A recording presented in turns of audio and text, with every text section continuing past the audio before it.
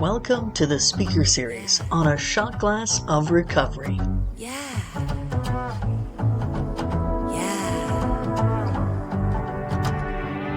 You get a house, you get a car, then you start thinking that's all you are, but you don't know the truth. So let me spell it out for you. Now I got your attention, now there's a start. Now sit and listen to my favorite part. Life's been giving us some clues. The answer lies inside of you. Hi, I'm Lisa, and welcome to A Shot Glass of Recovery. This is the Speakers Series edition of the show, where we bring to you another great speaker from our morning meeting AA Solution Seekers. You can look for us at Online Intergroup AA or Toronto Intergroup AA. Please welcome our next speaker. Hi, everyone. My name is JoJo, and I am an alcoholic. My home group virtual is Celebrate the Morning from 8 to 9 o'clock on every day.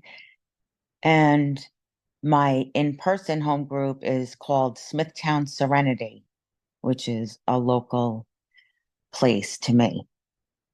And I am on Long Island, New York. Just so you know where I'm coming from. Okay, I guess I will start at the beginning. I am 51 years old right now. I got sober at age 46. So I have a little over 4 years of sobriety. And when I was drinking, it started more in my 40s, at least the problem part of drinking. Before drinking, I had done other things that were isms, but drinking for some reason wasn't really, and it was an issue, of course, but it wasn't an issue yet as destructive in my life. So when I was in my 40s, I got married for the second time. I was married when I was 24, and that ended after like 3 months. My then husband was a compulsive gambler, and I couldn't live like that. So at the age of 38, I met my now husband, and I have been married since 2018 to him. My life started out as in a probably lower middle class home. My father worked, and he was new, to his career. So we didn't have a lot of money yet. And my mother was a stay-at-home mom because we were very little. I remember I was 5 years old, my sister was 3, and my brother was 1. And, and if I was 4, it went the same way down the line. So my mother was very busy with us, and there was a lot of love in our house. However, there was a lot of volatile behavior in our home. It was between my parents at the time. It wasn't towards us as the kids, but we saw it all. We saw it all. I mean, I don't know if I saw it all because I wouldn't have been there to not see the other things, but I saw enough to know that to make me insecure, self-conscious, dependent upon my parents for everything, afraid of losing one or the other because of the fighting, and thinking that someone would leave. And I thought that someone would definitely be my father, because my mother was home with us and, she's my mom. So as time went on, we moved to another house, which was down the street, and it was a much nicer house, and um, everybody was really happy, that I remember, because I was 5 years old when we moved. And that place had a pool. It was much bigger. It was much nicer. And everybody was really happy for a while, it seems. And then the old the old behaviors came again. The fighting between my parents, the nasty words back and forth. Nobody hit each other. They didn't hit each other, but there was definitely emotional abuse because of the way they spoke to each other. And that was on both sides. So, let's see. I grew up, my sister became very much like the one in control, or seemingly that way.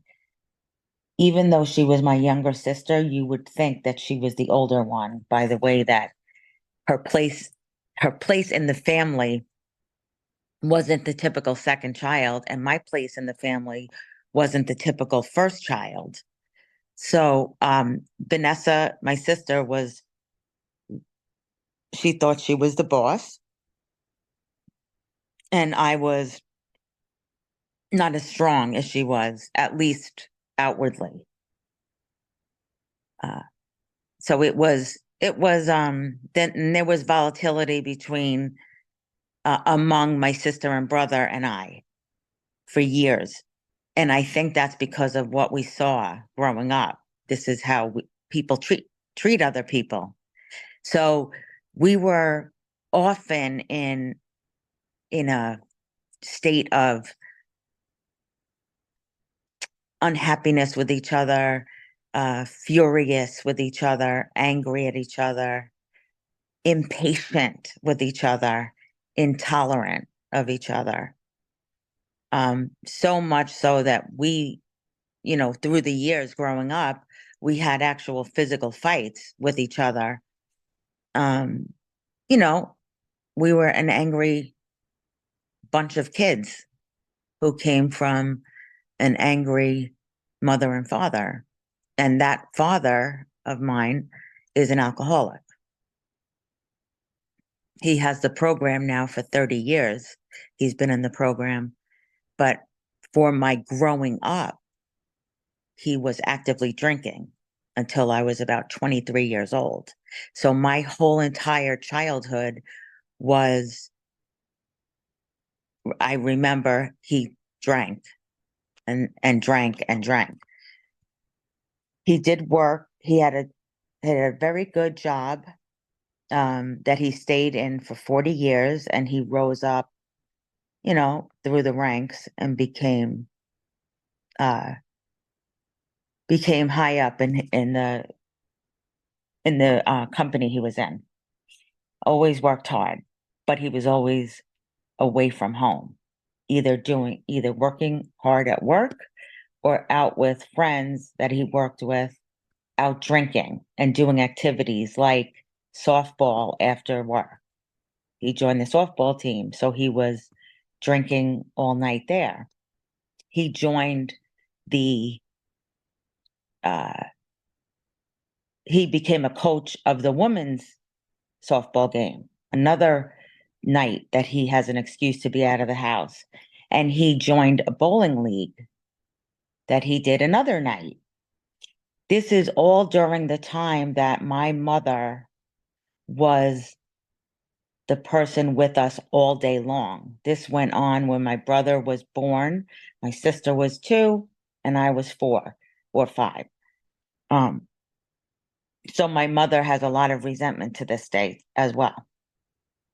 He was always very nice. He was always very chipper and happy.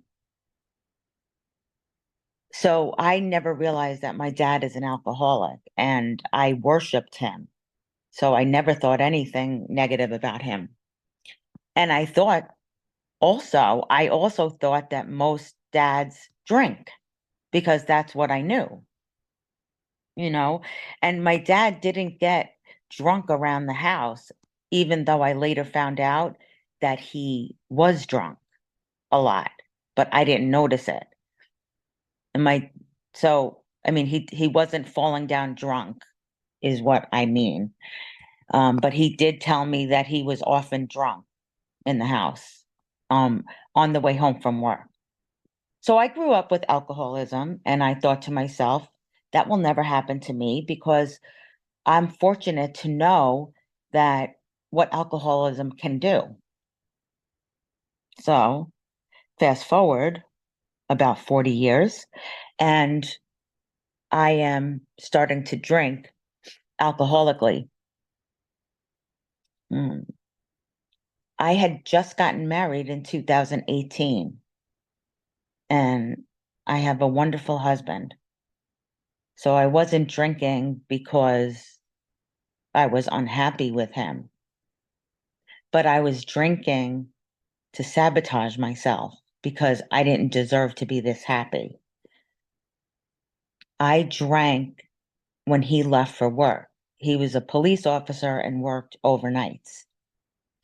I worked also, but I was home at night.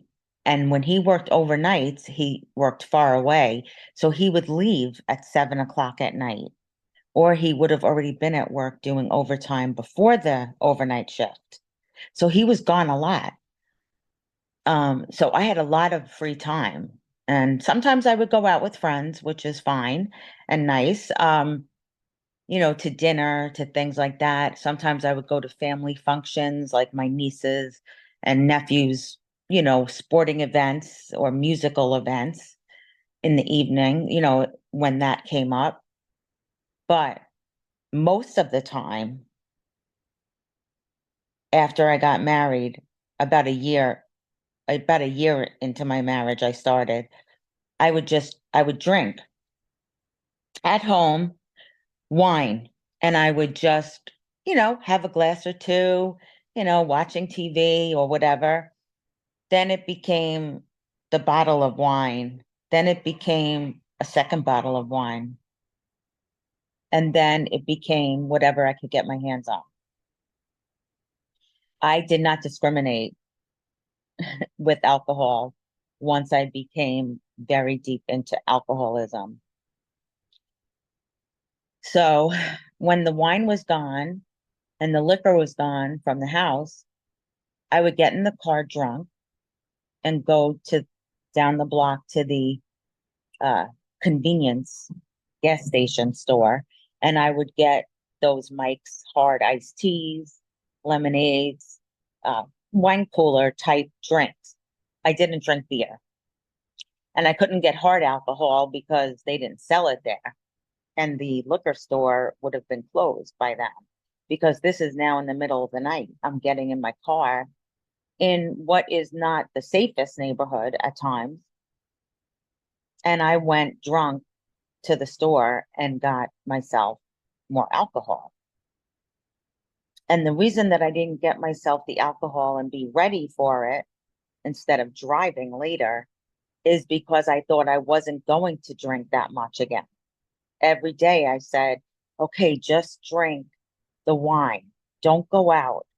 Don't go out and buy more liquor, more more alcohol after I finish this wine. But I always did. I always went out and bought more alcohol.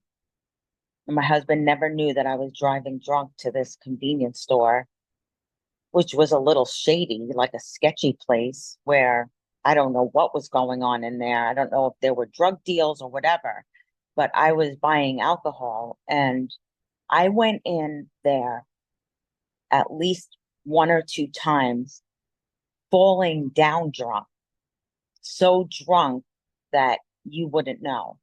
I mean, that you would definitely know that I was definitely drunk.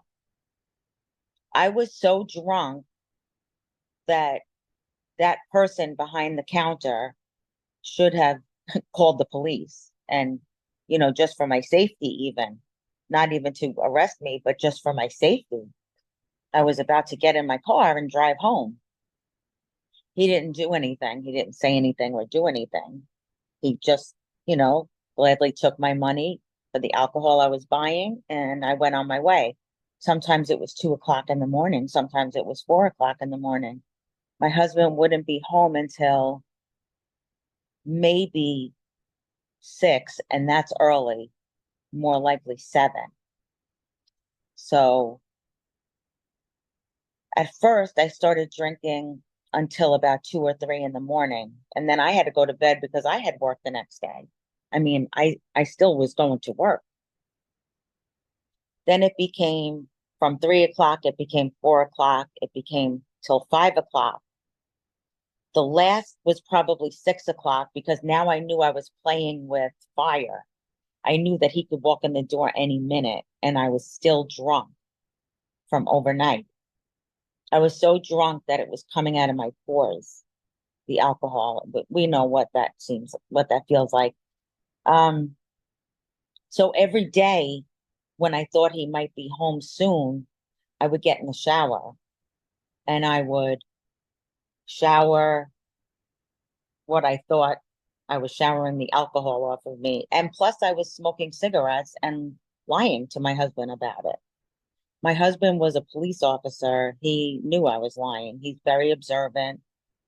He has a nose, he could smell. And I lied to his face about smoking. He would ask me if I'm smoking, and I would say, "No, honey, I'm not smoking." No problem with lying to him. If he found a pack of cigarettes that I forgot to hide, when he got home in the morning, if they were sitting on the table by accident, he would open up the cigarettes and break every single one and then put them back in the box. And then I would know that he knew that I'm smoking. And I would, throw away the box, and he wasted a lot of money of mine breaking up a lot of cigarettes. But it's weird because we never talked about it. He never said, "I found your cigarettes." I never said, "I know you found my cigarettes," because they were all broken. So we went on and played this little dumb game. With the alcohol, he finally noticed that I had been drinking, and he has a bar here at home. He's not an alcoholic. He could go a year without having opened a bottle of liquor. And he was saving some of the liquor for special occasions. But after I was done with the wine and after I was done leaving the house to go buy more alcohol, I hit the bar. And I never was a hard liquor drinker, but I was drinking everything and anything at that point. I drank all of his special occasion drinks, Hennessy, uh, Johnny Walker Blue Label or whatever is the expensive Johnny Walker, Jamaican overproof rum. I finished that bottle all by myself over maybe 2 nights, and it was a big bottle. So I went through his liquor. When I first started getting through his liquor and I didn't get through it all, he started noticing that his liquor was missing and he didn't say anything to me. So one time I had this peanut butter liquor. I forget what it's called. And I had it and I drank maybe 2 or 3 shots of it, but it was enough that you could see the bottle was going down. The liquid was going down. He didn't say anything to me. So one time I started putting water in the liquor bottle so it would be more where it was when he left the house. And one day he said to me, "Wow, that bottle has more in it than when I left for work." And I would be like, oh. So he knew that I was drinking and it was coming to a bad place. So one day he got home from work, and this is the first time he actually confronted me and said, "Babe, what's going on? What is it? What's going on?" And I said, I knew what he was talking about. I said, I don't know. I'm sorry. I won't do it anymore. It was just stupid. It's because I'm alone at night and I'm just having fun, just, having a few drinks. I promised him I would stop. And I knew at that moment that I wasn't going to stop. I knew that I was just going to have to hide it better. So I went on doing that. And he knew, because he's a very smart man. He's uh, an observant police officer. And he knew the whole time that I was drinking. And he never confronted me, which is his own sickness as well, I guess, as a husband, spouse of an alcoholic. I promised him I would stop drinking. And this one time I stopped drinking for like a week.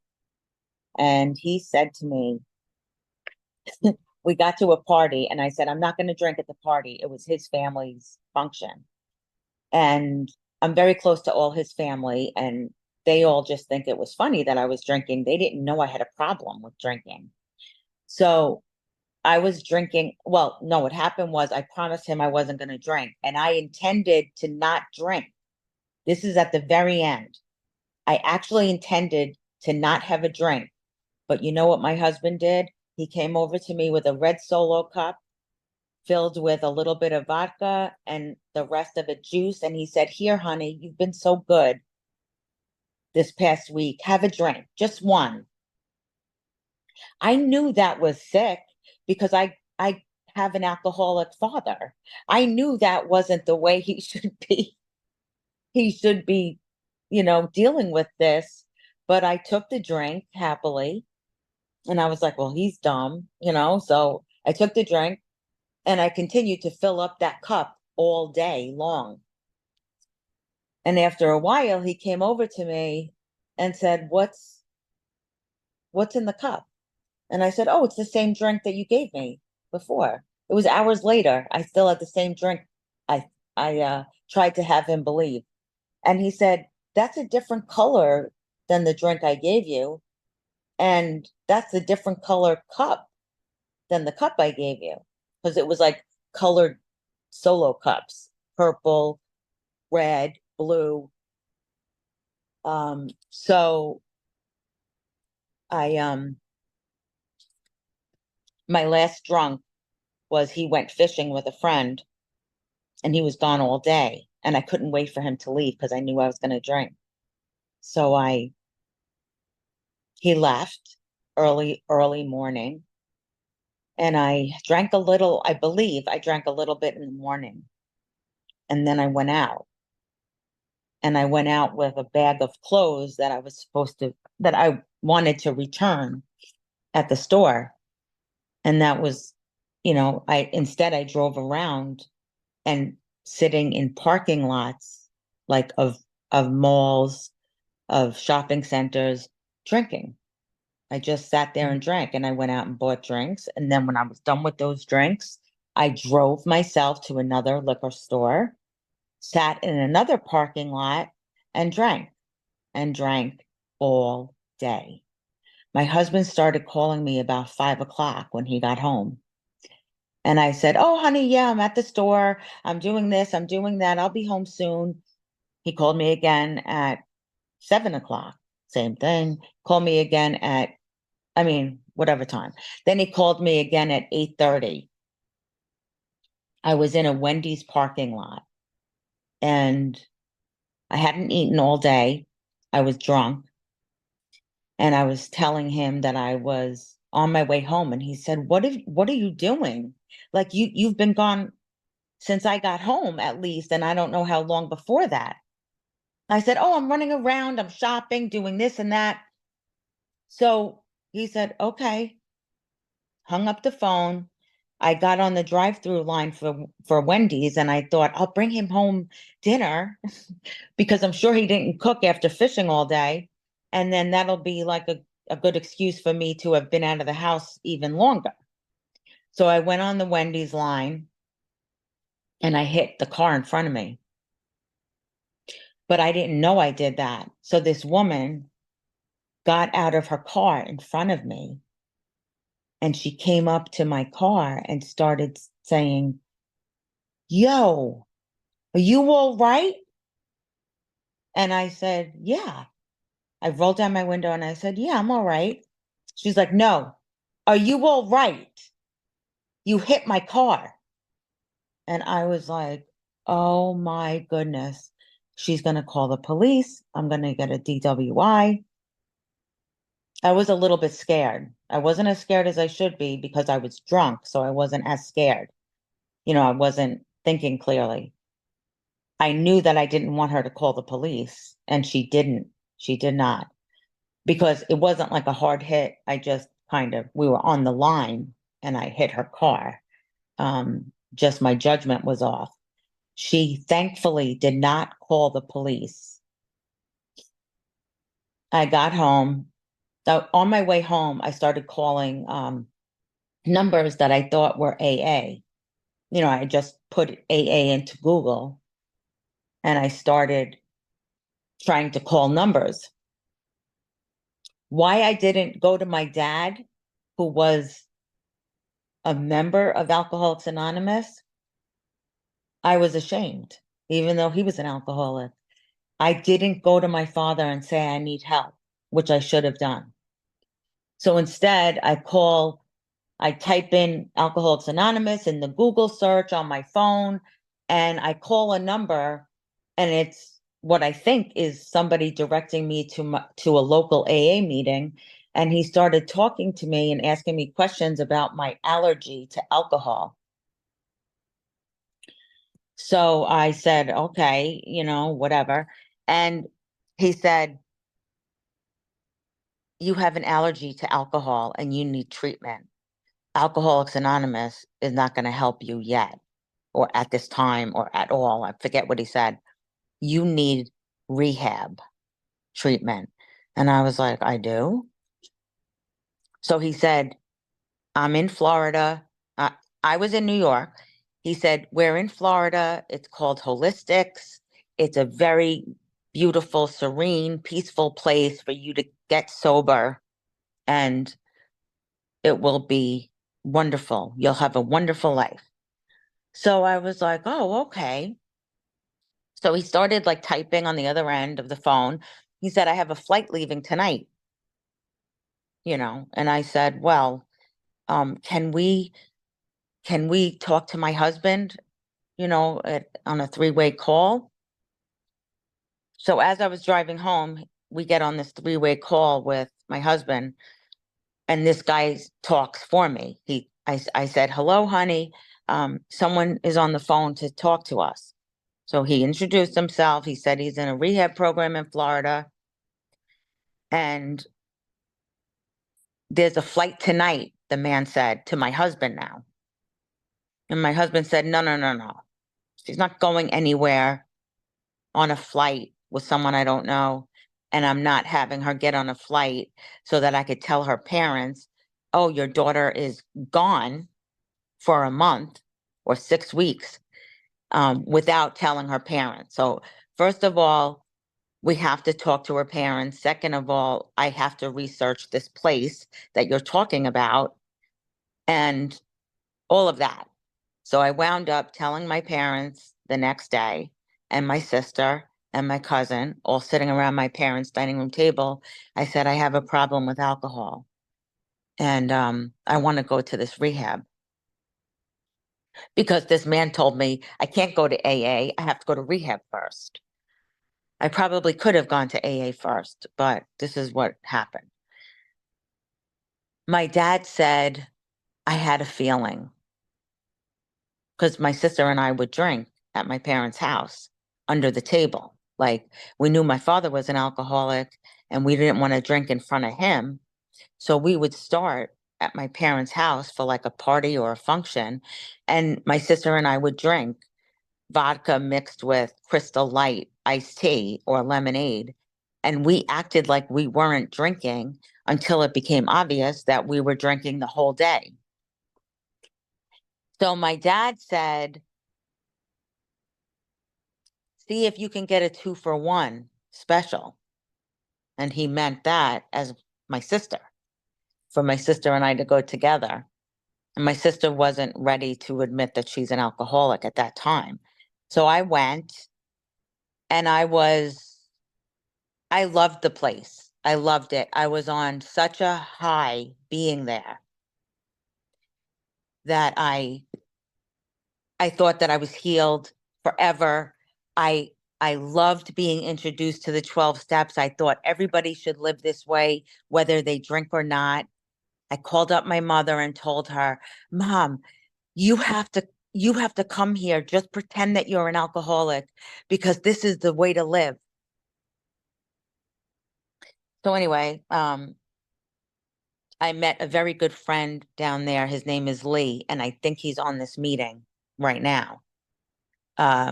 We met in treatment. He arrived 3 days after I got there, and we became friends. We started praying together. We would have prayer groups going on in between our classes that we had to take. And we became very good friends, and we remained in contact. And this is over 4 years now that we're like almost best friends. I mean, we are best friends. So he's been with me on my journey, and I've been with him on his. I got home from treatment, and I was, kind of in a manic way. I was overly happy. I was overly ecstatic. And I wasn't angry. I wasn't nasty. Everything was joyful and free and loving and kind until real life came back to me. And then I was like, well, this sucks. And now I can't have a drink. So it was getting a little bit harder now. And I start going to meetings here and there. And my friend Lee was very good about researching meetings because he really wanted to stay sober. So if he mentioned a meeting online, I would go because this is COVID. So there were no in-person meetings. So Lee and I started during COVID. So he would find a group online, I would go. I would either like it or not. Then he would find another group, and he would invite me, and I would go to that. Finally, he found Celebrate the Morning, which we both belong to now. And we stopped there. We thought this is a great group. I loved it. So I've been at Celebrate the Morning for over 4 years. A little over 4 years, a year and 2 months and 3 months. And I was very resistant to the program. Once it became not fun, once this, this cloud of joy and happiness, once that left me, I didn't want to do anything about Alcoholics Anonymous. I only wanted to be friends with Lee, and that's it. I made a new friend, and that's it. But I really don't want to do the principles of AA, and I don't need these meetings. And so I would go to these meetings anyway, and I would kind of be on the couch with my phone, and I would be laying down on the couch and just, half listening, half not listening. And so finally one day, my now sponsor saw me with my head in the couch and not present really at the meeting, but there, but not there. And she messaged me and said, how are you? My name, Stacy, what's your name? And I said, my name is JoJo. And yeah, whatever. I was just like, okay, whatever. She said hi to me. And then she said, do you have a sponsor? This is 8 months into my sobriety. So I said, no, I don't have a sponsor. She's like, you don't? So she said, how long have you been sober? I said, well, I got out of rehab in October and I've just been going to meetings. And she said, and you don't have a sponsor? I said, no.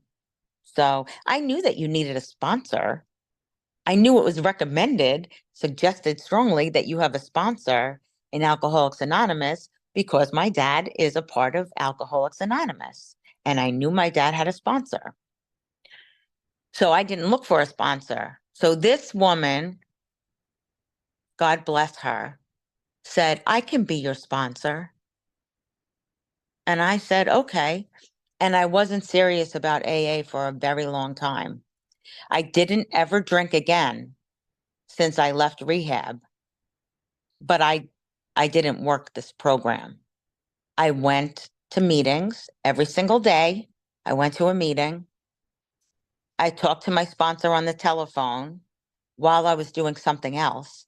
I was watching TV or I was reading a book, just anything to stay on the phone and have her think I was listening. And, it became apparent to her very quickly that I was not in this program, even though I was in the program. I was not mentally or emotionally in this program. So she would just encourage me to read this or read that. Let's go over the steps. She isn't the kind of sponsor who makes me do anything or gets angry or yells at me and says, you're doing this, you're doing that. She's very gentle. And the only thing she has for me are suggestions. She would say that that's all I have. So I was like, well, she's easy. I could just do whatever I want and just talk to her occasionally.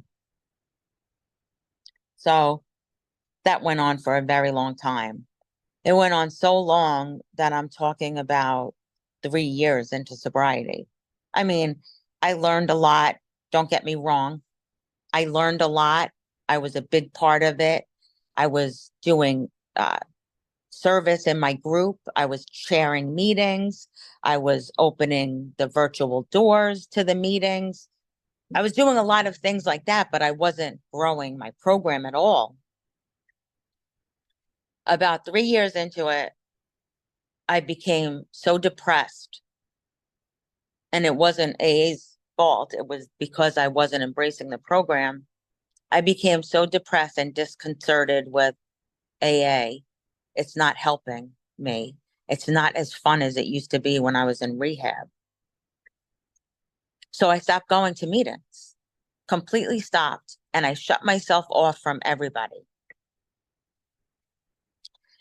My friend Lee, and my husband would talk, but I wasn't well, mentally, emotionally. I that went on for